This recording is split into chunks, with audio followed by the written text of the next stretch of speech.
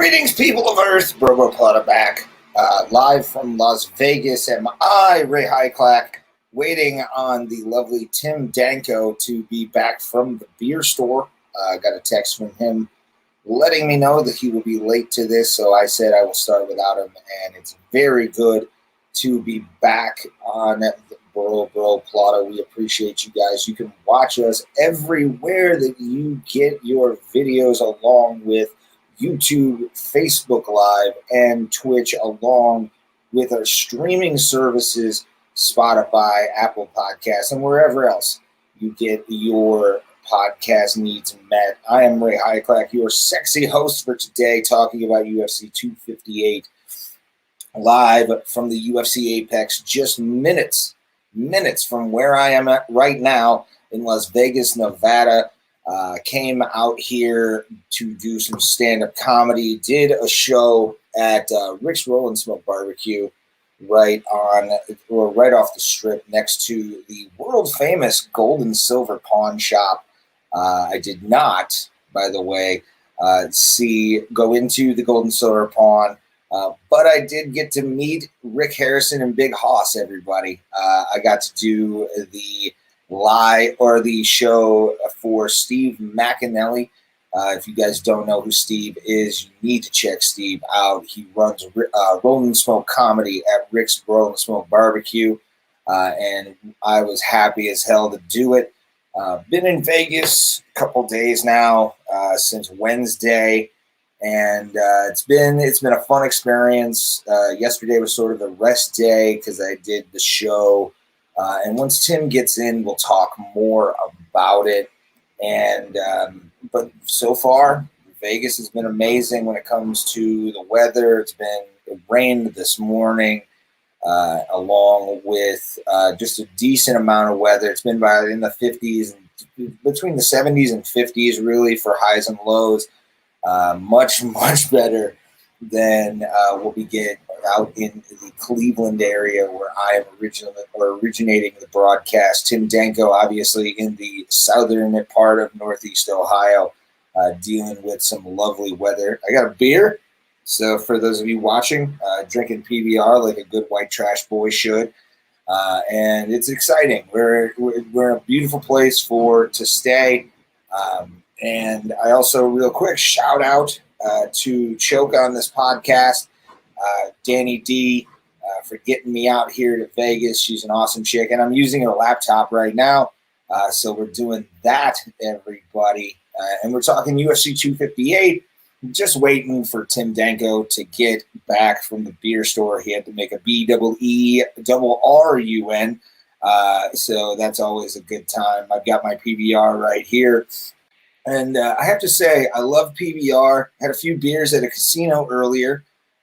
We went to the Flamingo to place bets. I have these two slips. I posted in the actual thing that we put $190 collectively. I see Tim Danko, and let's bring him on. Hey, buddy. Hey, Ray. You know, this is weird. This is the first time this ever happened to me. Of course, it happened when I was running just a little bit late.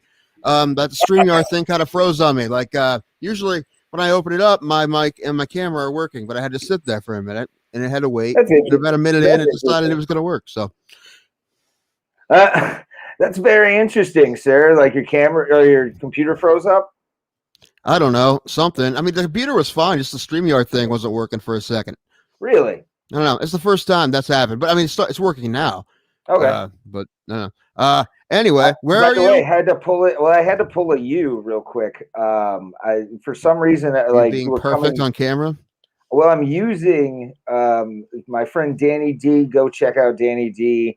Awesome comedian out of Sacramento, California. Got me to fly out to Las Vegas for the week. I'll be returning to Cleveland February 16th. And I'll be also hosting at the Funny Stop March 4th and the 11th through the 13th with Aaron Berg on the 4th, and then John McClellan the week after that. But I had to plug my headphones to hear you not coming through the actual laptop speakers into the iPad or the laptop I'm using. had to put my headphones into the jack so I didn't hear you coming out and myself as well. Yeah. Okay. Like I Yeah. said, it's only, I don't know, for whatever reason, that's only a problem for me when I use Zoom. When I use StreamYard, I plug it into the microphone. Yeah, I I don't don't know. know. I don't Yeah. know. It's weird. I know you can hear me on through the microphone, so I'm okay with that, which is good. I can hear you, not as well as usual, but I can definitely hear you, so we're fine. Man, it works. I can hear you. So where are you? Somewhere in Southern Nevada? Yeah, I'm in right outside of Las Vegas, like 20 minutes outside of it. And been here since Wednesday afternoon. Got in at like 3:30. And just been chilling, just been bumming around Las Vegas. I'm broke, which is always fun. But that's what Vegas does to you. And it's one of the, I love this place. I love Las Vegas. I actually kind of want to move here, dude. Like I'm looking at it and I'm like, I want to live here. Really? I don't know, Yeah. man. I wonder if that's one of those places that once you live there, kind of like, I don't know, takes all the magic out of it.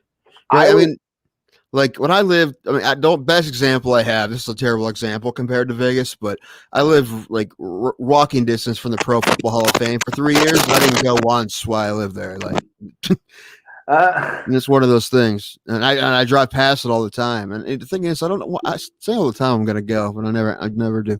Anyway, I don't know. I don't know if Vegas would kind of have that effect. You just kind of forget about the Vegasness of it. Yeah, I was about to say, like, I love this place because it seems like that it's the perfect place for like a scumbag like me to live. Really, if you look at the area, warm weather, almost year round. Sometimes in like January, February, it gets down to like the teens if you get lucky. And then it's just, I mean, again, you have the Vegas Strip down here. The comedy community is awesome over here. I got to do a show at Rick Harrison's place from Pawn Stars. He has a barbecue joint called Rick's Rollin' Smoke Barbecue, and it's a cool place. It's really good food. Like if you've never been there, go check it out. And then also I did a comedy show there Wednesday night, right after I got here, and it was a dope show, dude. Like it was a fun fucking show. Pretty much everybody killed. It was a good time. There was some ups and downs and some sets, but all in all, man, it was a very good night of comedy for being in Las Vegas. I'm not gonna lie, dude. Well, that's good, man. How's COVID and things out there? Their hospitalizations are down from what I've read. I made sure to do my research before I flew, and it's definitely like I don't know. It's one of those things where you look at it and you're like, okay, they're getting lower and lower and lower as the days go by. I think yesterday they had like 500 people with hospitalizations or test positive kind of thing. So, I mean, out of how many million, I'll take that. I'll take those odds. Not going to lie. But it's a fun place, dude. I mean, like, as far as the protocols, though, like the casinos that are all open and shit, or shows going on, like they're outdoor mostly. okay. And the one I did on Wednesday was a outdoor show. It was like in where the elevator bay is, kind of for this shopping plaza. And the protocol for like in casinos, you have to, whether you're smoking a cigarette or drinking a beer, once that thing leaves your mouth, mask up. It's immediately mask up. You see a lot of people doing it. I'm not going to lie, but at the same time, there are people you look at and go, you should be wearing a fucking mask right now, bro. Like Yeah. I was at, we went to the Flamingo earlier before the show, and there was a dude just sneezing probably 10 feet away from me.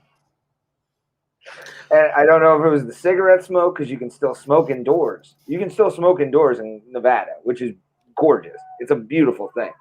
No, it's not. It's terrible. If someone who doesn't smoke and hates cigarette smoke, it's fucking awful.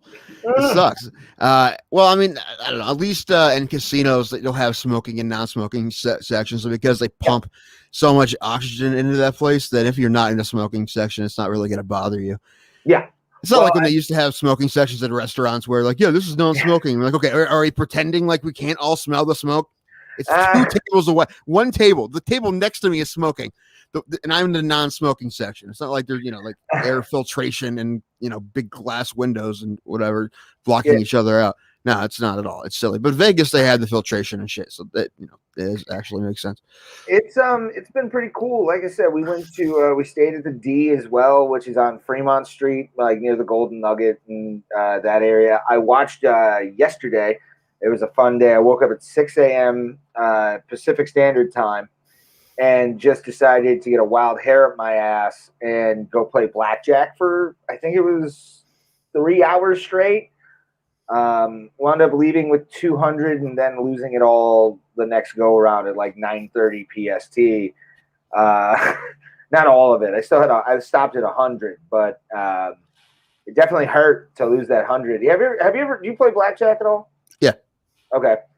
Do you when you're playing alone, is it not the worst fucking feeling in the world when some douchebag that's losing a table over or 2 tables over see you having fun and want to see if he can join in on the fun? Well, you tell him no. What? You tell him no. You tell him to fuck off. That's nice of a guy, man. Like this is the thing. Were you using an automatic shuffler or was it a shoe? Automatic. Okay, all right. If it's automatic shuffler, then it doesn't really matter.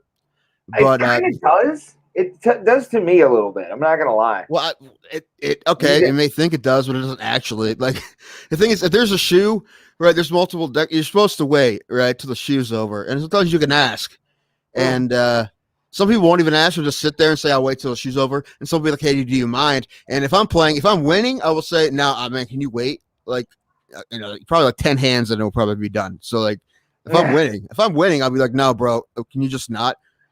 So. See, I'm the opposite. I'm just like, whatever. Because like, there's times where I've been that guy where I'm like, I don't even play a hand kind of thing, and I just walk up. We got people leaving comments in. I don't know what land. It looks like Israeli. I like that. Full on Israeli. Sweet. The fights are tomorrow at 7 and 10. Start at 7, right? The main card's at 10. I can. I don't know. Where are you from, sir? Where you asked, can you answer? Where are you from? Boom. Main card starts at 10 tomorrow. So I can possibly look it up. Okay, we're gonna wait on him to leave that comment. Thank you for watching. By the way, you're awesome. We appreciate anybody that watches and listens to this show. I let you know where you could see it at the beginning of the show because Tim, was fucking late. And why I was late, man? Listen, I had to go get beer, which is very important. All right. The boxing gym is popping. There's a bunch of cars over at the boxing gym. Really? Which is right. It's right by me, and it's. We said this before. That's where the guy who taught Cody Garbrandt how to box. He trains over there, I believe. Still, some other guys I know over there. John Myers, who we need to get on the show. It's my fault we haven't got him on yet. But I don't have to get beer. And when I got home, I love this comment. Hold on, he left a comment. I'm right. I'm Israeli. But you were born in the USA. Thank you for it's like Rick Springfield. For us, I don't know what the Israeli time frame is. Rick Springfield. But if you sorry, I'm sorry. I'm laughing at myself because I mixed up Rick Springfield and Bruce Springsteen. I mixed up Glory Days and Jesse's Girl. I'm sorry. Oh God, what were we? Me and Danny were listening to. Oh man, it's there's a couple classic rock stations out here in Las Vegas that were playing good stuff. It's really good. It's nostalgia at this point. But to the gentleman, real quick, let me bring up your original time. For here in America, it is 10 o'clock p.m. on the East Coast, 7 o'clock p.m. on the West Coast. I'm in the West Coast. Tim's in the East Coast. So check your Google what that would be, 10 p.m. Eastern Standard Time for you. And thank you for listening. We appreciate it. Follow us. Give us a follow, sir, on our Facebooks and Twitters. Thank you for watching, my friend. We appreciate it. And I'm getting a beer. Oh, it's the best kind of day, sir. I'm just getting beers handed to me. It's oh, look, my name is Ray. I'm in the warm weather. I'm wearing a stupid tank top. People are handing me beers. Yeah, I'm here freezing It's to like death. 70 degrees here. It's awesome. You were talking about doing a rooftop comedy show. Can you imagine what would happen if I did a rooftop comedy show in Ohio in February right now? Yeah, I know. Like, that's why I want the to younger move to comics would be cutting open the fat comics to use as warmth. You'd be like burrowing inside of me like that bear in the Revenant. Yeah. So we can get through the show. That's what would happen. Someone cuts open Tim Danko in the cold and goes, I didn't realize it smelled this bad on the inside. That's a Star Wars reference, sir. I know. Sorry, I was reading the comments. Dude, this guy, he said he thinks Gilbert's gonna beat Mr. Usman. You know what? We're getting to that quick because she's asking. Let's bring this up real quick. I have something in my hands. Don't show everybody. No, I'm gonna actually I'll read Gilbert Burns's according to William Hill, one of the sports betting books out here. They have Gilbert Burns right now as a plus 230. So that's where we're at. We both bet Gilbert Burns. I took Tim's lead, so if I lose, it's his fault. And I hope we win because we're looking at some pretty good money. And do you mind if I give the amount that we bet, sir? Yeah, go ahead. Okay, collectively, we bet a 2-leg parlay to win on Gilbert Burns. Actually, three of them, 20 actually for Danny, who's right across from me. She threw in 20. I took your picks and gave pretty much across the board because, again, like I said via texter, when we all bet big, or when one person bets big, we all bet big, motherfucker. Conor McGregor style. And it's $210 is the pot, or what we're looking at.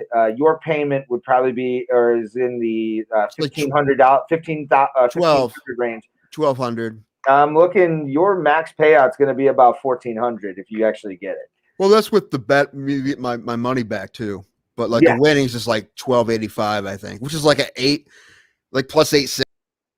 Oh God, Tim left. Oh no, we had his computer dropped out or something. Thank you, sir. Again, what's your? Can you write out your name, sir? I want to know what your name is if you're listening on YouTube. Tim Danko is back, and something happened. My cat did it. You see her? Did your cat do it? Yeah. She jumped on the laptop and fucked everything up. Cookie's an asshole, man. Oh, anyway, so you know what? I'm with this guy here because what did I say to you? If I talk it through, which we'll talk it through, the Usman fight, I don't have any legitimate reason really where I think that Burns is actually going to win, other than I have a pretty good feeling. Like if I just think through it, I'm like, dude, Usman can absolutely, maybe he'll smother this guy, right? Like he does everybody else. He's a tremendous wrestler, and he's got so much power. Burns, and he's fantastic. Sure, he does, yeah, but I mean, he's fought other guys who do too. I mean, and no one's really been. I don't know, man. Usman is smart and he smothers people. He's fantastic.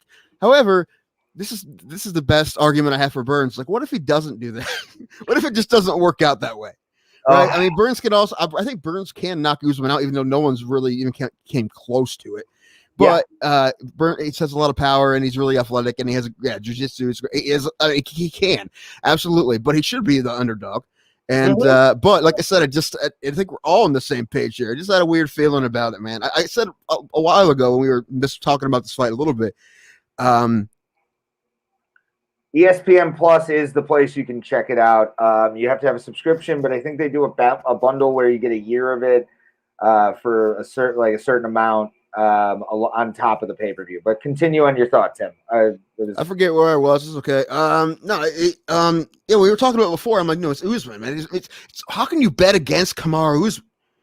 Right? It's tough. But the thing is, I could absolutely see Burns because of his explosiveness and his athleticism. Maybe he'll catch him, right? And because gambling isn't legal in Ohio like that, I don't bet that often, which is good. So I decided if you're out there, I'm going to send you some money to put a bet up for me. Thank you for doing it, by the way. And I might as well go hard on it, right? I'm not going to pick one fight. I'm like, maybe I win a couple $100 off by 150, whatever. But like, no, I'm parlaying them. And my original idea was to parlay 3 fights. Yeah, right? We parlayed 2. This and the Heinisch fight against Gastelum. We'll talk about. But I also wanted to pick Jim Miller over Bobby Green. But when you asked me to confirm my picks today, I told you that I just found out that Bobby Green passed out after weigh-ins. And we were close to the sports book when you sent me that, and I went, get the fuck out of here. Like, what? Yeah. How the fuck? And I can kind of see it. I mean, weight cutting, we've talked about it in the past. I'm against it. I think, honestly, and I think you are too. I don't like seeing guys like just look emaciated like that. Like I saw a picture of him before like we got on. Well, that's another thing, man. We don't talk. I mean, we talk about a lot of reasons why they should have more weight classes, but that's kind of one that we don't talk about as much. Is that just be easier for guys? I mean, look, Bobby Green, if he can't make 155, he has to go up to 170. Yeah, that's 15 pounds. That's a lot of weight. You know, I mean, that's why guys getting weird spots, and I don't know. I mean, everyone's body's different, so you can say things like, well, "Get your diet right, so you're closest to your goal weight." Like, yeah, but it's it's easier to say if everyone's different, right? But yeah, they ended up scratching that fight. When I talked to you, they didn't know because it just happened. Yeah, good. It scratched. So it was good. Like I said, I don't even know the rules about that. Like, I don't know if like we were to parlay that fight, would they just be a 2-fight parlay then? Or I would hope, or they would. Yeah, I have no idea. But you know how casinos are. Like they'd probably be like, "Sorry about your luck," and fucking take a piece of that money, and you're just like, "Oh." Right. Yeah. Like, I mean, do draws. They have to love draws, man. Who fucking bets on a draw? No one. The love draws of death. Probably bang for that too. You know what? I'm actually surprised. Just because in boxing it makes more sense because I think there's still more corruption in boxing than there's MMA. Luckily. Although MMA is still young, you never know. But like the UFC does a good job of keeping that up. It's because of them just being their organization and whatnot. Anyway, but you would think you would see more draws, right? Because who wins when there's a draw? The house. House wins big when there's draws, and there's a lot in boxing. Even when fights that shouldn't be draws, like giant fights. I mean, geez, how much money did the house win when the first Wilder Fury fight? A lot. Oh my god. Right? Canelo Triples G. Both of those fights should not have been draws, but they were. House wins big, man. Yes. No, I agree with you on that. And because when I first watched that Tyson Fury Deontay Wilder fight, they do, sir. It's one of those things where they ripped me off last time. I'll be buying the fights tomorrow. Last time I bought the fights, I missed the first 3 fights because I had the glitch. A lot of people had the glitch.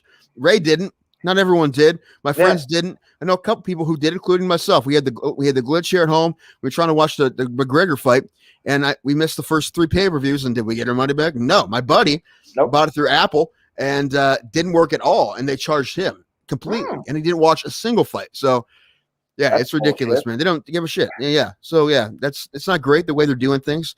But the thing is, I'm angry. But guess what I'm doing tomorrow?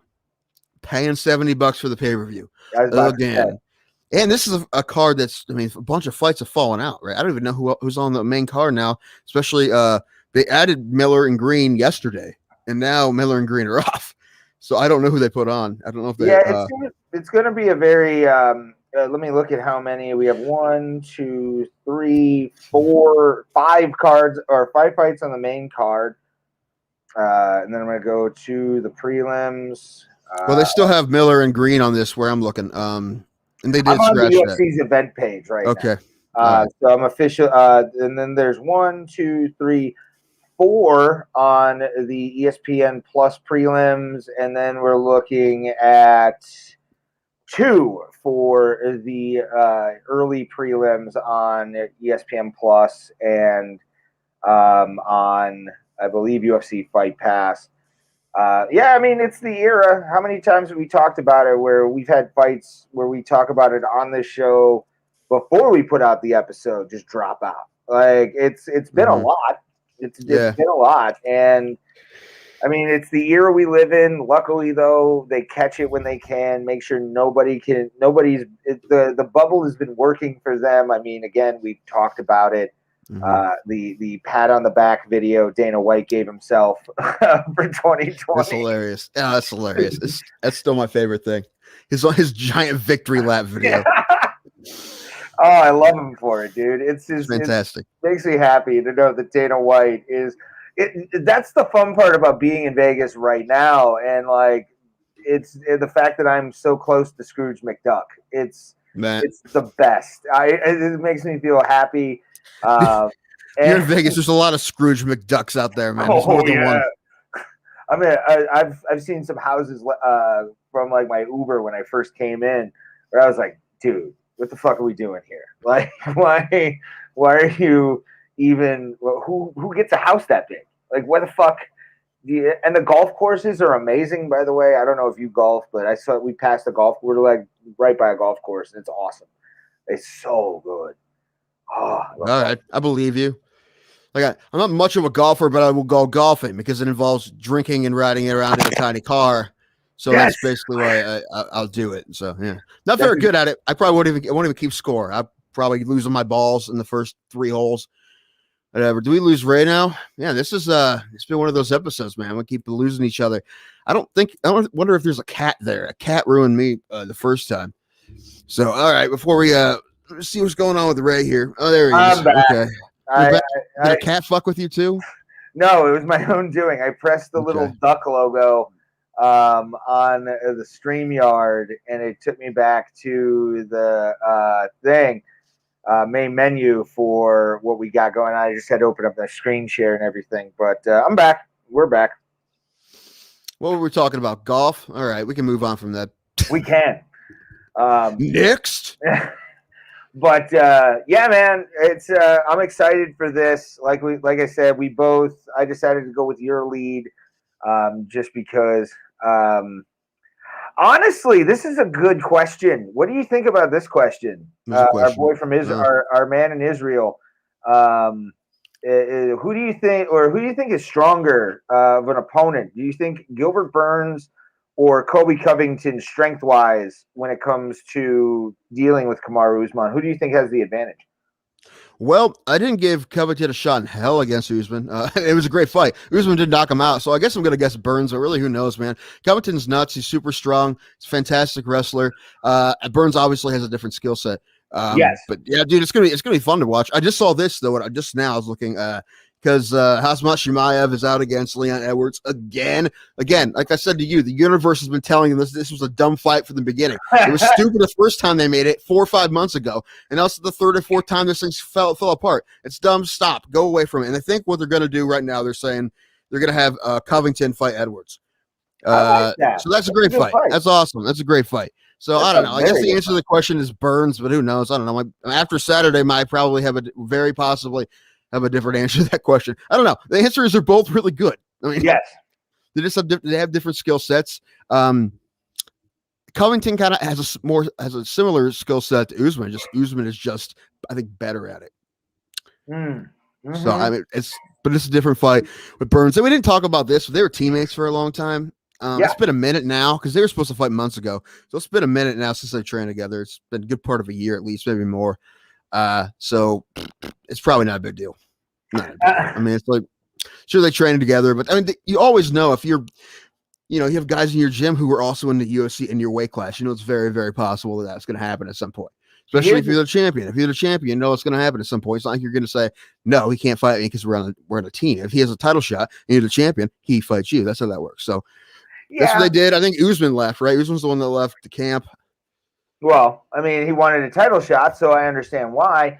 My thing is, to your point that you made with being in the same gym, though, how many times did they touch in the gym? I don't know. Is my question. None of our business. It's kind of, well, it's not supposed to be, right? Not supposed to be, but now they're talking about it. Actually, I just saw something on. I wasn't talking about post workout, motherfucker. I was talking about fucking actually when it counts. Not in the shower. Yes, actually, that's the business. That's the business I want to know. Right? If there's extracurriculars, I want to see the tape. Right? Show me that black and white footage of the real grappling. That's what I want to see. Who ends up on top?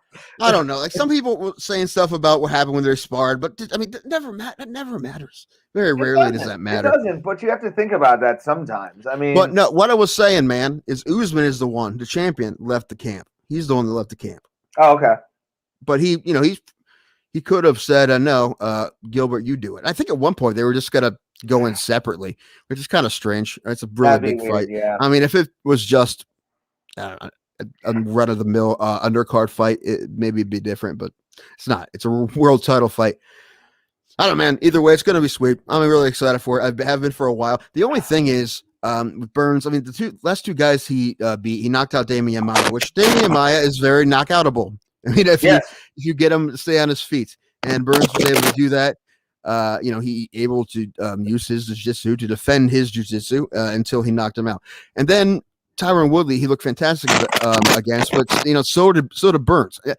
That's one measuring stick is how they both fought Tyron Woodley recently, but they both beat the hell out of him. So I was about to say this is the litmus test. I mean, because Usman just embarrassed Tyron Woodley. And Gilbert Burns was pretty much like just beating up on an old man at that point because he's a younger fighter. And then Covington. Yeah. But I mean, I look at this fight, and let's bring it up on the screen share. This fight, and let's see what UFC also has for the betting line on these two gentlemen because it does differ. I've learned that doing this. Right now, Kamaru Usman is the minus 278 favorite over the underdog, who is at 220 according to the UFC. I just, like you said, man, I have a weird feeling about this fight. I have in a positive that Gilbert Burns could be the guy to figure out the Kamaru Usman problem at 185. And 170. What? 170. Or 170. I put 185 in the description. I'm an asshole. It's just you monster. You horrible, horrible man, you. But I do think that Gilbert Burns could be the next UFC 170 champion because just his impressive performances over the last couple of fights have been like this dude's laser focused, and hopefully he uses that laser focus to take that octagon belt from Kamaru Usman. Don't Call Me Marty is what I'm going to say his new nickname is because he gets mad. He gets mad. Well, no, it makes sense, man, because the whole Marty thing was that they gave him a nickname in wrestling or Olympic wrestling or whatever, the camp, and that's not his name, right? His name is Kamaru, so I get it. It makes sense. It's fine. If a man wants you to call him by his given name, you call him by his given name. That's not a big deal. That's pretty simple. So I understand that. He doesn't want to be called Marty. His name's not Marty. It's Kamaru. That makes sense. How many rounds do you think this is going to go, my friend? 42. It's going to go, 115 old style, bare knuckle boxing days. Hold on. I'm both look like mincemeat after it's all over. I'm looking at, this is the thing about Burns. I mean, Woodley is okay. He's not what he used to be. Maya, like we said, is very knockoutable. So compared to those two guys, Usman's like this, 3-4 steps up, I think. I mean, it's not like he's fought like an Edwards in between there or a Covington in between there. I'm talking about Burns or Stephen Thompson even. So we'll see, man. We'll see very quickly if he can play with this guy. I think he can. I think it's going to be close either way. I'm going to say, okay, I'm going to say a finish in the 5th. Let's look what happens in why not? Sure. Well, maybe the decision. I don't know. I have no idea. I don't know. Well, you don't have money on the finish, so it's not like you don't care. We don't. It's not like you could care about. It's just as long as he wins, sir. Like that's all.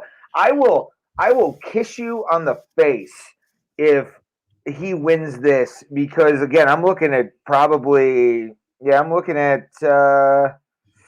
Let's see. Yeah, I'm looking at $300 if I win this. So. You'll basically give me my money back from Vegas if I win this tonight or tomorrow. I mean, yeah, but we not just Burns, man. We got another guy who needs to win too, and he may get his ass kicked too. Who knows? Oh, I hope not. Me too. It would be so bad. Let's talk about this fight real quick, and then go to the one we have money on, because honestly, it's Macy Barber and her thickness coming in. At 125 pounds versus Alexa Grasso. Alexa Grasso is a bit of a savage. Macy Barber, tough girl.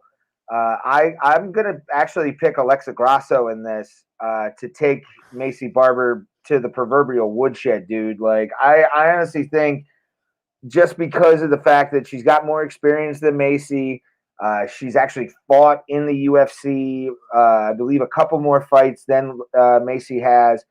And I got Alexa Apostol's decision on this, so I'm very excited for that fight. But what do you got? Well, I think if it's a decision, then Grasso will probably win. Okay. Macy Barber can finish people, though. She has finished people. Her does. wins in the UFC have all been finishes. So 4 of them, well, 3 of them in the Contender Series fight. The last fight, her only loss was a decision against a really, really tough Roxanne Modafferi. She is, we talk about Roxanne all the time. She is so experienced. She has like 50-some fights. She's a black belt. She is, she's so many. She's like 4, yeah, that too. 40-some more fights, right, than Barber. And, I think she just outclassed her. Just beat her pretty much with her experience and her skill, So I think Barber's definitely going to learn something from that. But she has some smoke. She really does. I think I'm hoping she's going to knock this girl out in maybe the 3rd round. Why not? We'll say 3rd round. Why not? I like it.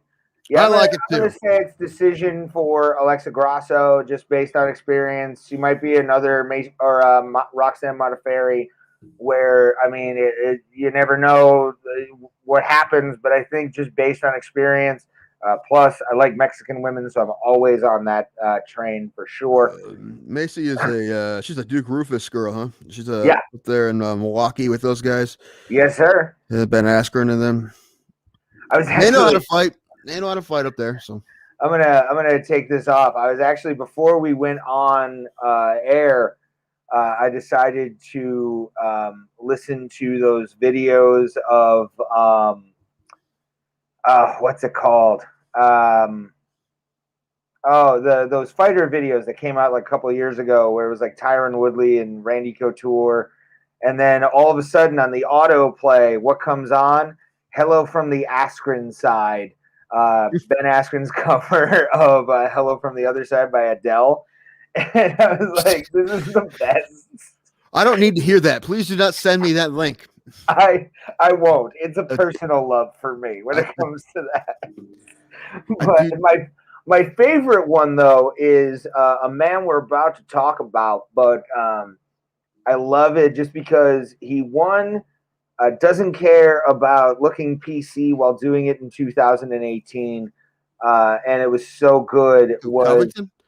No, Kelvin Gastelum.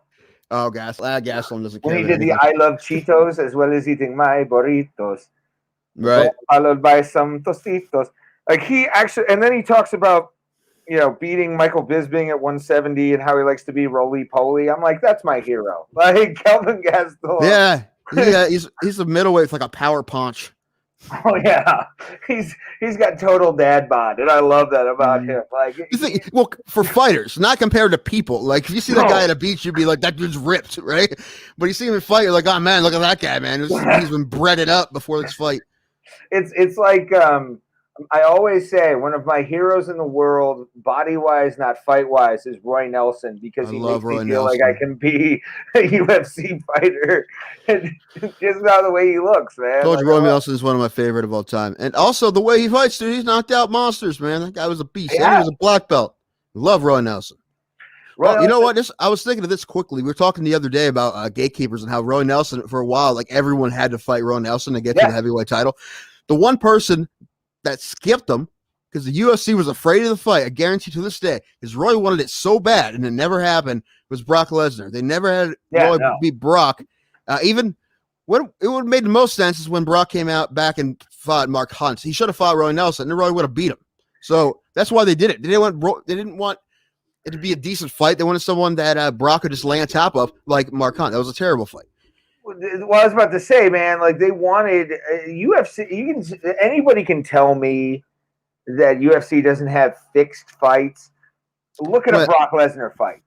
Later Brock Lesnar fights, especially the Mark Hunt fight. I feel like that Mark Hunt fight was fixed, but it wasn't. It's not fixed. It's hold on. It was a double cross. Okay. Yeah, wrestling jargon, a double cross is one person doesn't know that something's going to happen. So basically it's a shoot, but one person doesn't know, okay? And the fact that Brock was on steroids, he popped right after fucking UFC 200. Dana was like, we're gonna do something, and it wasn't an intentional double cross, but it was, I think, a double cross just based on the fact that they didn't really test him. They gave him an exemption, and then he beats the shit out of fucking Mark Hunt, who, Mr. Hunt, it's no disrespect, you got fucked on that, and we want you on the podcast this year. So I want to throw that out there so Mark Hunt can't say we weren't on his side, which we absolutely are.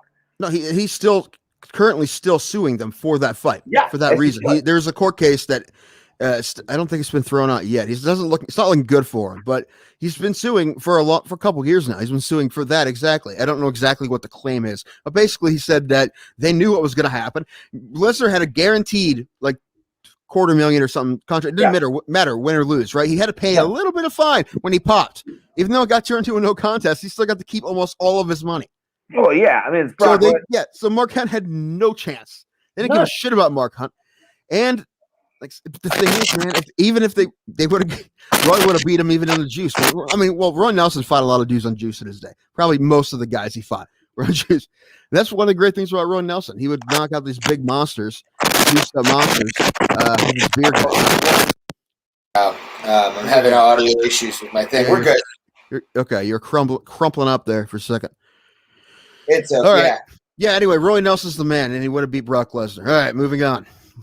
I honestly do agree with you. I think I would love to see Roy Nelson just throw that overhand that he usually does.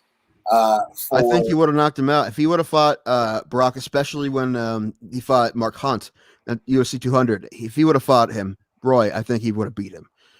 Yeah. Or submitted him. I think he would have submitted him, too. I mean, geez, Frank Mir can submit him. I mean, who else is a black belt? Roy Nelson. So. Yeah, he didn't really use it a whole ton because he could knock dudes out, but when he needed to, he could. But let's move on to our second part of our parlay. Let me give you, before I give you the UFC's website, just so you know, according to William Hill, at the moment of recording right now, Ian Heinisch is a 190 underdog against Kelvin Gastelum, who I did not look at the odds for Kelvin Gastelum. I think also what was cool was they had at William Hill the odds for the main event, and I think Usman's like 27-10. At least that's what I saw like on the little markings. I forget what Burns was. 27-10 is minus 720. Excuse me, 20. Dyslexic. 270. Okay. Yeah, it's the same thing. You can say this to this or whatever, like 8.5 to 1. Like what we're getting something like 8.6 to 1 or something, like a plus 860-ish, I think, on our parlay. I was about to say, if you look at the UFC screen right now, Kelvin Gastelum is a minus 225 favorite over Ian Heinisch. According to UFC, he is a plus 175. So get your bets in while you can for this fight, because I think lines will change a lot going in. Yeah. What did we get Heinisch at? We got Heinisch at 190, sir. Okay. Yeah, when I looked at it originally, it was 175, so it got 190. That's cool. Take that. Yeah, no, this is a tough one. Gastelum has lost 3 in a row. However, he's lost to monsters, man. He's lost to Till. He lost to he got heel hooked right by Hermanson. Yeah. And then it was at the last one, and once he won in between there. Oh, the one before that was some guy named, let me see, Israel Asasania. I don't know that guy. Asasania, something like that. Some guy. That? Never heard of this guy. Yeah, I've never heard of that guy. And fought to a decision, which I don't know if that's good or bad. Never heard of this guy. Anyway, the point is, these guys are all monsters, right? This is a good fight. Heinisch is tough too. He can knock dudes out. His last win, he knocked out Gerald Mearshart, who's decent. He's not the guys that Gastelum fought, but he's tough. He definitely has pop. He can knock people out. Before that, he had 2 decision losses. One to Derek Brunson, who's a beast, and one to Omari Akhmedov. But his last fight was in June, and he beat Gerald Mearshart. Yeah, it's gonna be fun, man. It should be good. I think it could be a slugfest. These guys like to throw big hands for sure and knock people out, so that should be fun. And like I said, yeah, I mean, Ian Heinisch will be one of my two favorite fighters on earth tomorrow. Because I mean, listen, two underdogs have won on the same card a lot. We just happen to pick two. All right. You know what? And the thing is, this is like the toughest card to pick. I mean, if you were out there for the last card, dude, I would have sent you a lot of money and said, Dustin Poirier, take it. Because I said that on the podcast. Dustin too. I said it on the podcast, right? I was screaming essentially. He was a 2.5 to 1 underdog. And so against Connor, I'm like, you're giving a plus 250 Dustin Poirier at an MMA fight. And he's not fighting Habib. He's fighting Connor, who hasn't fought in a minute. And the last fight was against Cerrone. Seriously, plus 2.5. Seriously. All right, we need to cut that up, and we need to play that all the time, constantly. Everyone needs to know, because everybody was saying it after the fight. I said it beforehand. Everyone needs to know, but I didn't bet on it because we can't do legal sports betting in Ohio. Actually, This is the first time I legally bet on anything. To be honest, really? Well, sports, yeah. Oh, okay. Other than I did like a DraftKings thing before, but not like just one of those games. That's about it. And I didn't like it. It was boring. I think I did it for baseball. I've done. But yeah, this is the first. I've done horse time. betting before. I went out to whatever the casino in Erie is and did like a race, and I wound up losing. Yeah, this is the first when I decided I came up with the idea of just like, why not? Let's have some betting and see what happens on this thing while I'm out here. Mm-hmm. And I'm excited, dude, because excuse me, as I'm drinking PBR, so right. Very gassy. If we ever in Ohio gets the sports betting, we can do it legally through the state of Ohio on like DraftKings or something. I'll nickel and dime it. If I bet, I'm not going to probably do big parlays like this unless I'm really confident. But I wanted to we're only betting once, so I'm like, let's just try to get a big win out of it. Why not? Whatever. Drunk Tim, I loved last night. Drunk Tim showed up in full force when he was like, "I'm Venmoing you $150." I'm like, oh my God, I'm going to be in charge of a lot of money. This is okay. You got it. You got it done. Just hold on to those damn tickets. Don't let anybody rob you. All right? Oh, they're not leaving the place we're staying. Good. Like they're already in their final destination before William Hill. Because I actually bet at my it was kind of funny today. I wound up ending up, I think, $10 down from what I originally came from. I brought in like $60 or something. And wound up actually just leaving with it. I left with 50. I lost like $10 on slots. Always go for the ones by the wall and the exit, ladies and gentlemen. If you ever need gambling advice, the best slots that pay out decent are usual. If you're doing pennies, I'd say by the door or by the wall are usually your best bets. It was cool, like betting those and actually saying the word parlay because I've never actually done that before. So it's a fun word, right? Parlay. Parlay. But man, I'm excited because it's always, what's the old adage? It's always more fun when there's money on the game. Yeah. I mean, you know what? Now that you're working, what we need to do at another time is go down to one of the casinos in West Virginia and go to their sports books. They have sports books there. So you can, I'm sure they have the fights on. So you can go down there. We could put money on the fights, little bets here and there, little $5 parlays on finishes and whatnot. See if we can get some wins and watch the fights in West Virginia. Fuck yeah. Where there's a lot of great fighters, by the way. I love the state of West Virginia and their fighters. I have not done much exploring in West Virginia. For someone who lives very close to it, I've had not a whole lot of time now. Casinos. I've just been at the casinos. Mountaineer and Wheeling is the closest to me. I've been to a West Virginia strip club. That was interesting. Yeah, I'm going to pass on that one, but oh no, dude! If you get an unmarked strip club that's like a white brick building with like a Budweiser sign in the fucking thing, it's the greatest strip club you'll ever go to. Okay. And how much does it? I want to ask you this: how much does it say about my personality as a human being? And I want to answer this question too. You're a monster. We already know this. We talked about this over 59 episodes. You are a monster. I love you, but you're a monster. I'm a horrible human being. You can just ask Danny D. She can tell you how much of a horrible human being I've been. My mom wants her jewelry back, by the way. I don't have it. I wound up pawning it 3 days ago.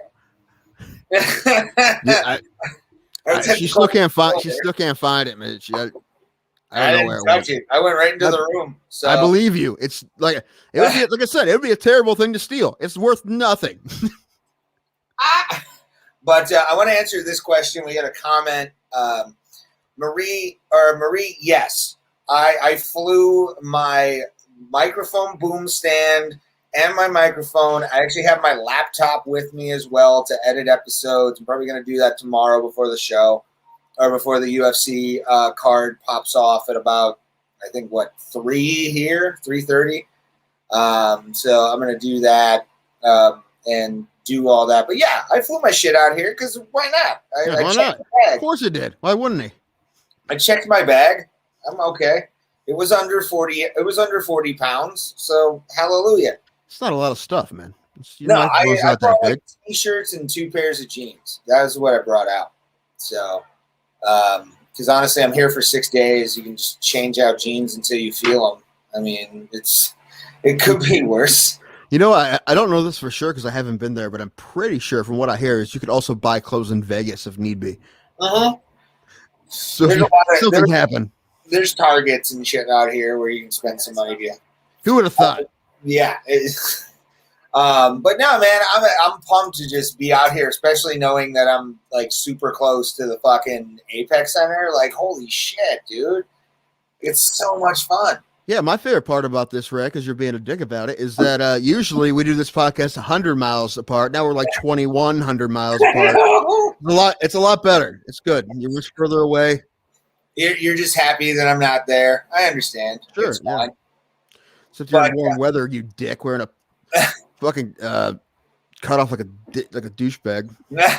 Hey, it's again 74, so I'm fat. So this is perfect weather for me. This is the best weather for a fat dude. I had to brush snow off my car today, Ray, to go get chicken. Let's bring in Danny D. Oh, yeah. She's right here. This is the girl that flew me out to Las Vegas. Thank you all, or thank her for sure. It's Choke on This, yes, the podcast. Gag on this. Gag on this. I got it wrong in the beginning. Gag on this podcast. Yeah. Check that out. You have it all censored just for yourself. I do. I mean, if you want me Thanks for letting me borrow your friend. You can have him. Please keep him. I don't want him. That's the thing. No one wants him. He's been on waivers for years and years. Passed all around the league. No one really wants him. You know, if I would have known now what I know, if I would have known then what I know now, maybe you would be out here instead of him. I don't know. Oh, you don't want Tim Danko. He has tits. He has bigger tits than I do. Is he bigger than me? And what's your point? You know, the best part about that is, yes, you're right, Ray. I do, but I'm still sexy as fuck. Look, you are. You have that big Foley. I'm fat. I have man boobs. I kind of look like mankind, and I'm still way sexier than you. It's bomb personality. It's that goatee too. I will say. Yeah, maybe, and I'm just not a fucking monster. That too. This is true. All right. Next time. No, I'm good here in my freaking glacier in my 28-degree weather. He doesn't. You don't look like you leave your house at all. What's that? She just said you look like you don't leave your house at all. I don't. Not really. Not really. Not a whole lot going on down here. Yeah. Is he in Ohio? He lives in like Amish country, like straight up. Yeah. Danny's from Sacramento. I've heard of that. Your social media is a rad chick forever. Yes. Yeah. Okay. And my OnlyFans. And her OnlyFans. Check that out as well. I wonder who took my screen name. What? It was me. Mm-hmm. Oh my god! I can't even get in the camera. I had to use underscores. It sucked. No one's gonna find you. They're just gonna find me. Right. Oh man, yeah, it's been fun with Danny. I'm having a blast, dude. But yeah, man, I'm excited though for this whole this card, man. It's so much fun. Let's go to our next one, just because. What's happening? I don't know. What do you want to talk about? I don't know. I never know. We never. I feel know. like Steve Mers. Like, what do you want to talk about? What do you want to talk? Dude, I don't even know who this guy is. I didn't do a very good job researching. God damn it, Danko. I mean, they just moved, I think, This is how they had to move Brian Kelleher. I love Brian Kelleher, but they had to move him to the main card because there's no one else. Yeah. It's a 2020 card, my friend. This is a 2020 card in 2021, and I'm happy about it. Sure. I'm going to pick Ricky Simon just based on his jawline. It's a very strong jawline. And plus the hair is immaculate. I mean, if you look at that hair, that's delightful. I almost picked Kelleher as part of the parlay because because he's under, and I like him, and he has like a really quick, nasty submission last year. He's a great guillotine. Is he an alpha male guy? Maybe. No, I'm not sure. I don't remember. I do not know. Let me look. Click. No, I guess not. All right, never mind. No, he's the Long Island guys. Anyway, I like Kelleher. He's probably not as talented as Ricky. However, I don't know. I mean, you never know with this guy.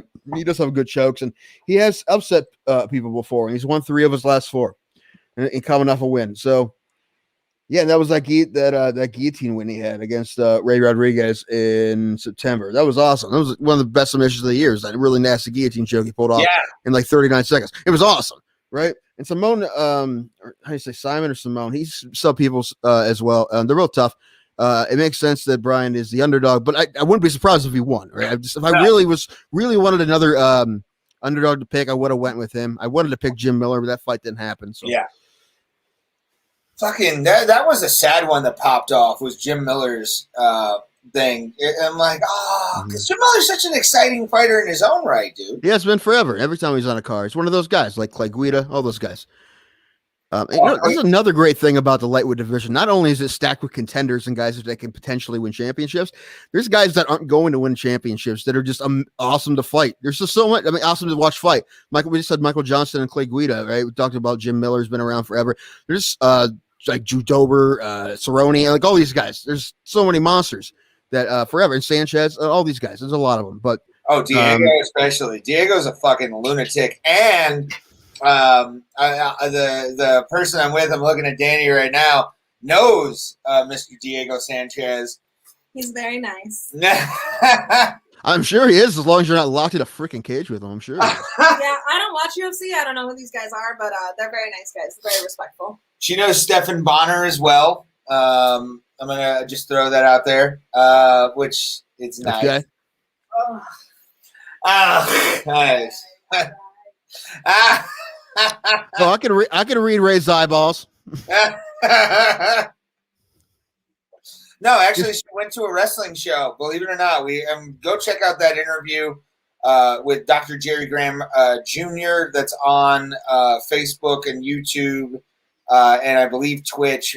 Great interview with our buddy Jerry Joffe's father, Dr. Jerry Graham Jr. about pro wrestling. But she was actually at a show, and I'll share those, or I'll use those soon. Because I don't have them uploaded into StreamYard yet. Yeah, but right. Stephan Bonner is actually doing pro wrestling now. Okay, that makes sense. No, that makes sense.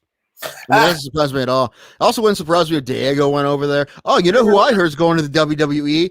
Bow Wow. That was retarded. That's hilarious and awesome. No, that's your favorite sport, Ray. That's your favorite sport is Bow Wow sport. But well, I'm okay with that as long as he's part of the family of wrestling. I'm cool with that. But like, I don't want to watch. He's coming out with a new movie called Mike 3. Mike 3. It's called Like Mike the Miz. Is what it's going to be called? And it's gonna that was funny. It's gonna be him finding a magical jock strap and giving him all the high flying high flying powers of the Miz. And is always he doesn't have high flying, please. Whatever. The Miz is one of the most unethical. Sorry, man. I can't even make a joke about wrestling with you. And then she's like, "No, that's not technically accurate, Tim. That's not technically accurate." I'm just giving an opinion. I'm not actually saying that this fucking guy. He's got longevity, but I don't like him as a person. I don't know. Isn't he from Cleveland? Come on, man. I don't, you know me. I'm wearing a Pittsburgh Pirates fucking sleeveless shirt right now. Do you think I give a fuck about Cleveland? Do the Pirates still have a team?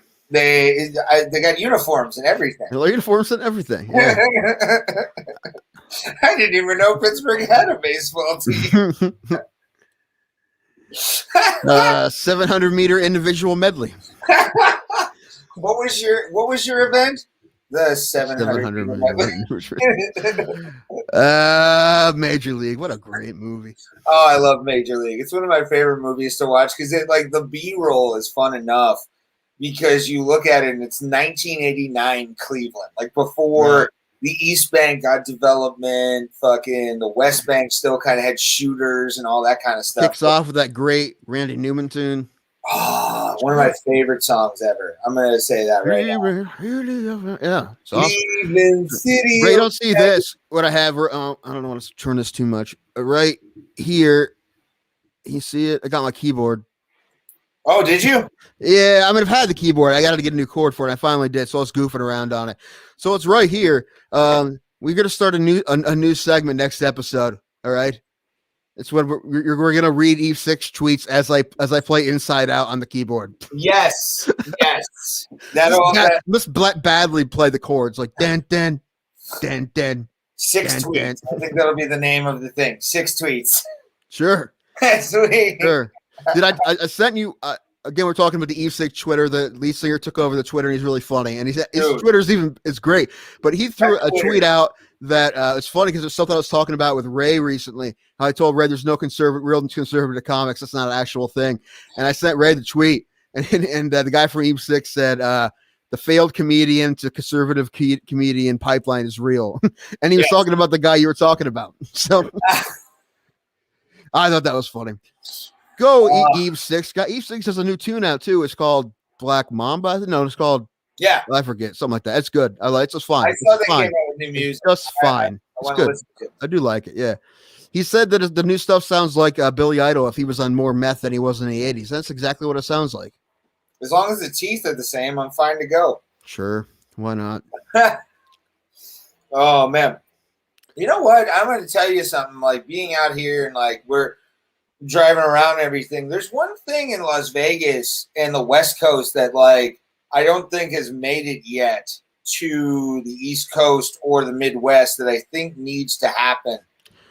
Progressive views. Besides that, that's always a good thing. That's always a very nice thing. And legal marijuana. Yeah, legal marijuana, health food. I mean, have you ever heard of the Heart Attack Grill? Not burning rainbow flags. Yeah, I have. I do not want to go there because it will kill me. At least you know. At least you know, sir. I've actually eaten there before, and it's good food.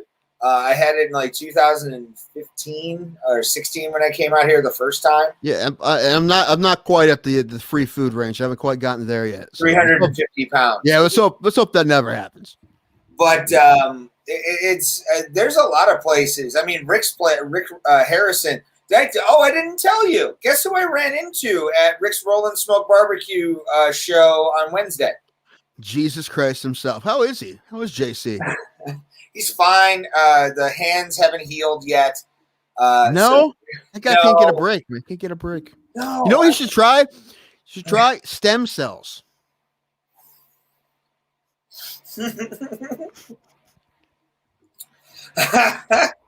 But I actually ran into none other than Rick Harrison and his son Corey from Pawn Stars. They were at the bar we were doing the comedy show at.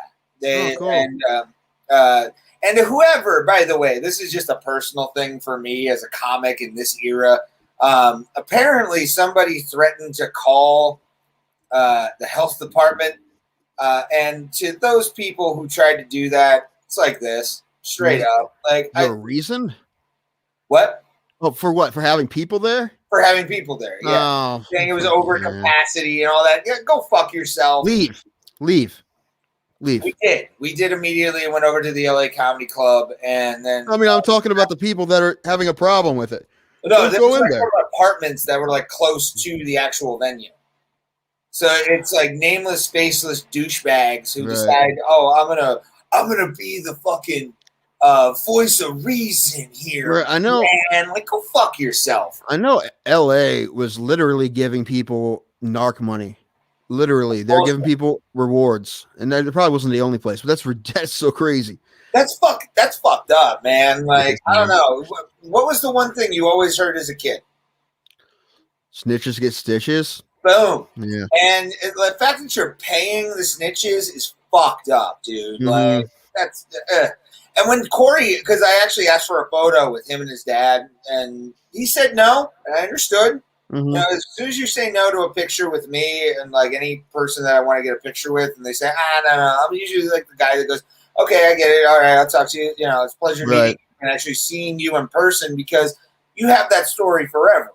Really. Right. I mean, my story with Dana White in Buffalo, if he would have said, nah, man, I don't want a picture, I'd just be like, oh my God, I got to meet you. Thank you. Like, that's all I would want, you know? Right. And for just like people to fucking call or threaten to call the health department and all that, it's like, go fuck yourself. Like, I don't like you. Like, if you do, I hope you end up on the Vegas Strip fucking dead. Like, no, I don't. Ew, you're gross. Like, why are you doing that? Is it really directly affecting you? No, it actually does offend. It does offend me for like somebody to just threaten like that. Like, who the fuck are you? Ew. I get like, oh my, you know, the health thing and all that, or what's going on with COVID. I get it, but don't call a bar and threaten to fucking call the fucking health department on someone. Like, ew, what are you doing? Ugh. Fucking tools. But they were fun. But what I did notice that happens out here compared to where we live is they actually have rumble strips instead of like the painted lines. Okay. You know how in the Midwest we have just the painted values? I don't know what. But like the painted lines on the road and stuff like that. They actually have rumble strips, and I can only think of two reasons that's a thing. One, somebody nodded off on meth, and two, somebody nodded off on heroin and fucked it up for everybody else. Dude, I have nodded off on just being tired. Well, yeah, but out here it's a little bit different, you know. Like this is a fucking like what's the word I'm looking for? Hedonistic place. So it's definitely I love it though. Like I said, I could move here. Like I could immediately move here based on the weather alone. Right, I know exactly what would happen. You'd be out there like 5 months, and then you get lost in the desert and die like Evan Dunham. Not Evan Dunham. What's his name? Evan Dunham's still alive. Sorry, Evan Dunham. Who am I thinking of? Help me out, Ray. Stop smoking and tell me who I'm thinking of. I don't know. Give me a movie or something. Ethan Tanner. No, Ethan. He's a fighter. What's his? Oh. Let me look him up. Give me a name. It's Ethan something. Is it Ethan Tanner? Something like that. Hold on, Ethan. Looking him up. Ethan. That's gonna drive me nuts. UFC. Ethan Hunt? No. Okay. Oh no, that's from 90 or he was in the 90s. Who is the UFC fighter that died in the desert? Mask and Google. I'm doing that too. Evan Tanner. Evan Tanner. Yeah. Evan Tanner. Okay. I was kind of close. A sad day when Evan Tanner died. Yeah, Evan Tanner. Yeah, that's right. Oh, yeah. Bring up that memory, sir. The point was that's what's going to happen to Rick. No, because I'm in a decent part, and I'm not doing any real like hardcore. Well, so was he, but he just kind of decided he was going to go find himself in the sand. You know. Everybody wants to do a Jim Morrison spiritual thing, and then it turns into dying in the desert. I don't know why. Hold on, let me turn on the keyboard and play Riders on the Storm. Hold on. Riders on the Storm. I don't have that kind of ability on this thing. First thing I dig, I haven't touched it in 6 years. First thing I did is like, I want to figure out how to play the lead part, the Blinding Lights. Oh, boop, boop, boop, boop, boop, boop, done. Can I tell you about that song, man? Like, nope. I got sick of that song in 2020 quickly because of the fact that it was the WrestleMania theme song for 2020 for COVID Mania. Okay. And you heard it every 5 seconds to advertise WrestleMania. It was terrible. Sounds like a weird song to use to advertise wrestling. It's not very, and they usually like to do it, go a little heavier, don't they? Well, I mean, it depends. I mean, they've had Flo Rida. They've had 1 year Metallica. I think 1 year also they had WrestleMania. Was it X7 or WrestleMania 17 or WrestleMania 18? They had Drowning Pool play Triple H out to the ring. And yeah, I heard. Go ahead. Go finish your statement. And I think that year was like Bodies or something. Was like one of the theme songs for it. Bodies. That's a song that's going to be around forever. And then Hard Rock Glory. Oh, good old Bodies. What I heard was supposed to happen was one of my favorite bands of all time, Bowling for Soup, was supposed to be at WrestleMania. They're going to play out Alexa Bliss with their song that they wrote about her. Yeah. That could still happen this year because they're going to be at Raymond James Stadium in Tampa for WrestleMania. Well, it probably will happen again at some point. I mean, they were just supposed to do it last year, but yeah, maybe. I hope it happens. Hey, they wrote a song. They wrote a song called Alexa Bliss. Yeah, and she's in the video, and I believe that she was going. They were going to play her out. I believe. But her gimmick has changed a lot though in the last year, so you never know. But yeah, I mean, I'm looking forward to WrestleMania this year. It's going to be on the Peacock app, which sucks cock. I haven't used the Peacock app yet. I have a free subscription to it. Okay. But WWE as of March is moving over to the Peacock network. Okay. Which means NBC might own WWE soon, which scares me. Oh yeah. Anyway, aren't they on Fox right now? Yeah. Is Fox just like the stepping stone network for all these pretty much sports? I mean, they've hung on to football and baseball for a long time, but. And I mean, the thing with like them on WWE is or on Fox, the only big thing they ever had was Cain Velasquez debuting before his shitty MMA match with Brock Lesnar, which, by the way, is probably my least favorite match of all time because it was so blatantly fake for an MMA fight. Like they didn't even hit each other. They didn't do shit. You're talking about the wrestling match. It was a fake MMA fight or a wrestling match, MMA fight. Okay. From Abu Dhabi. All right. One more thing about wrestling. Never done with wrestling, Ray, because I'm actually surprised you never told me this. You never told me about the Undertaker's bottom game, man. Huh? You never told me about the Undertaker's guard game, son. Oh, yeah. He does a go-go plata. Bro Plata. And it's called Hell's Gate. Is the name of the move. He's done it on a multitude of guys. I watched a video of like this top 10 Hell's Gates, and like none of them are actually good. They're like, is it not really that flexible? Funny. I love wrestling tap outs too. Alligator arm. That's all. There was one that looked like a real tap out. I'm like, at least that looked like a real tap out. Just like hey, he got me. Not just please stop. Have I ever seen a please stop tap in MMA? Absolutely. Yes, absolutely. It's happened. Usually on arm bars or knee bars, especially. Happens. But like a choke like that, I don't think I've ever seen anyone like in a triangle or go plata tap that hard. I don't know.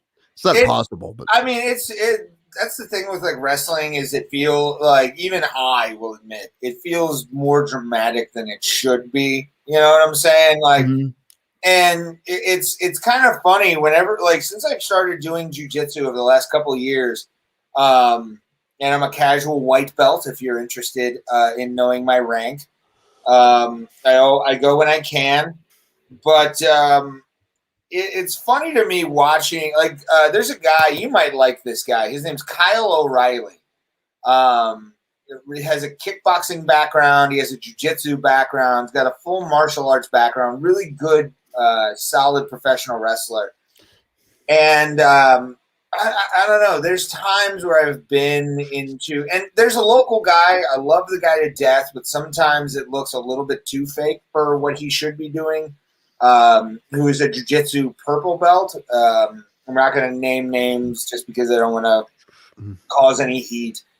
Do it. I know. I'm good. Yes, call out everybody. I mean, ask I like why they wouldn't ask fighters why they wouldn't try heroin, and then ask them which fighters that they fought on cards with they would smash. But let's do that. We'll be a classy podcast. I said the name already. For some reason, there's a wrestling jiu-jitsu. It doesn't look good. Like it's way too light for what it should be. You know what I'm saying? Like if you have a jiu-jitsu background, use it to your advantage in professional wrestling. It's make something look good rather than like not hurt the guy. You can always put less pressure on than what you do, and it's just I don't know. I always look at like professional wrestling jiu-jitsu as kind of like even I say it's fake. It's especially chokes. I mean, if you're supposed to win by some sort of jiu-jitsu choke like a go-go plata or a triangle, why don't you just do it? Just put it on him, and the guy will tap when you have it tight. I mean, you're supposed to win the match anyway, so you just rather do it fake. I mean, you're supposed to tap anyway, so just tap when you have him. Yeah, I agree. I agree with you on that. And we'll end on this because actually we're going to an open mic here in a little bit. It's good because I lost my bottle opener. I'm kind of pissed off. Oh no, you lost your bottle opener. That sucks. It's somewhere down here. It's all right. So I only drank one beer. I don't even know if I'm going to drink anymore. I just got this Dortmunder because if I don't have something in my hand when I'm doing a podcast, I don't know what to do. Hold on. There's a couple fights I want to mention quick. Bilal Muhammad is fighting. He's a monster. He kills people for a living. First of all, sir, I'm going to stop you, and you must show respect for the name. I say it wrong. Remember it, because he is Bilal. Remember the name Muhammad, and I love Bilal. I'm picking him to win, actually, in his fight. Let me bring up the name of the gentleman that he is. Diego Lima. Yeah. I honestly think he's gonna. I'm picking Bilal in that fight because I'm a big Bilal Muhammad fan. And always remember the name, motherfuckers. Always. No, I sent you that screenshot of I put my own nickname on my Tapology page. I put the Disco Gangster is my new nickname on my Tapology page, just because I think it's funny. And I'm not gonna fight again. So yeah, why not? I want someone to be accidentally fund my page with Disco. That's a sweet nickname. Don't know what it means. Disco I'm calling you out right now. I'm gonna have somebody. I want to fight you, and I want them just to introduce you as the Disco Gangster. It would also be my wrestling character. Actually, it's funny when we did that wrestling comedy show years ago at Buzzman. My character was the Disco Gangster. And I had white sweatpants that did not fit me. They were too small for me. And I had a cut off purple shirt. No, I didn't have white sweatpants. I had gold. I still have them. I bought a pair of gold shorts, and I had a purple shirt that I cut off sleeveless. And I had a headband that I made out of the sleeves. So I had a purple headband, purple shirt cut off, gold shorts, and I had a stuffed panda that was like my sidekick. That's I also put a little purple headband on him. And it was adorable. That's awesome. Still have the panda somewhere. I think it's under my bed.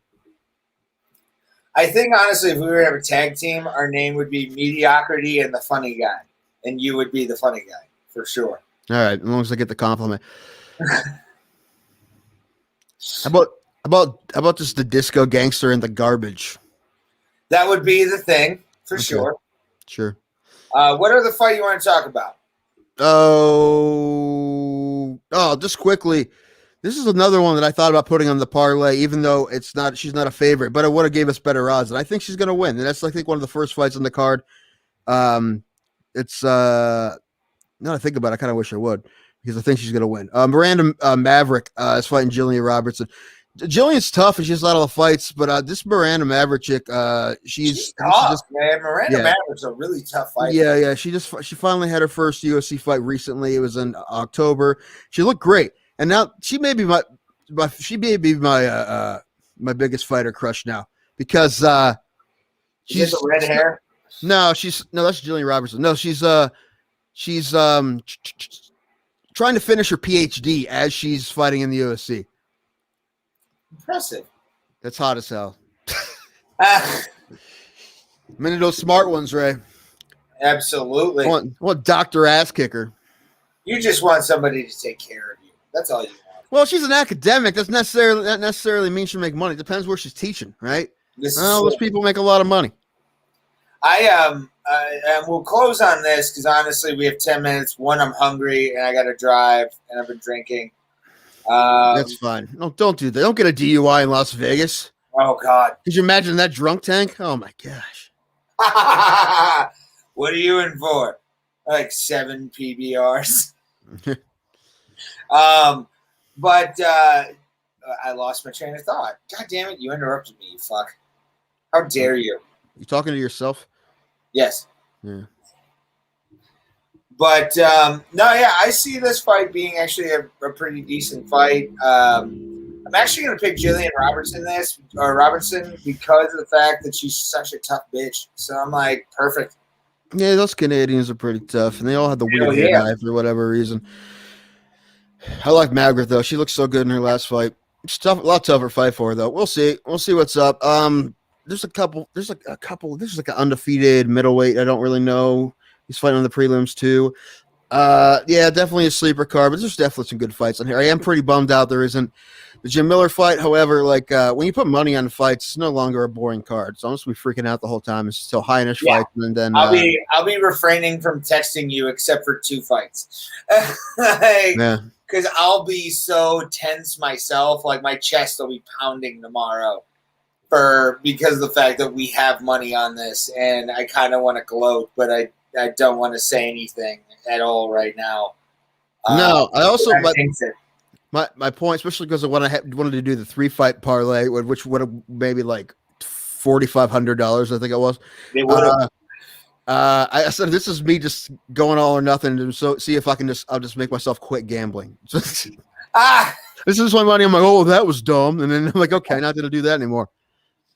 We'll see, man. I mean, it's not impossible. Hopefully, we get these 2 wins and we get our monies. Fingers crossed, boys and girls. Everybody out there, Ian Heinisch, Gilbert Burns, pull for him. Pull for us. Because honestly, I want to see it happen. I would love to pull up the William Morris or William Hill tomorrow, or after the fights, and collect on the money because it would be nice. It would be very nice. I'm picking based off of Tim Danko because he's more of a gambler than I am. Not really. And he understands stuff more than I do on gambling because I'm a blackjack guy. Like I'm just straight up. So am I, man. I've told you I've never gambled on fighting before. Yeah, but I mean, you've bet on football and all that kind of stuff. You kind of understand where things can go. Plus, you understand MMA more than I do. I will say that. Well, I told you I picked Burns because I'm not quite sure why I picked Burns. I can tell you why I think Usman was going to win. It was harder to say why I think Burns is going to win, but I think it's going to happen. I don't know why, I just do. But it's also very, very possible that Usman just smothers them, and we're just like, yeah, why did we ever doubt this guy? I mean, why? He's never given us any reason to doubt him. Why do we doubt him now?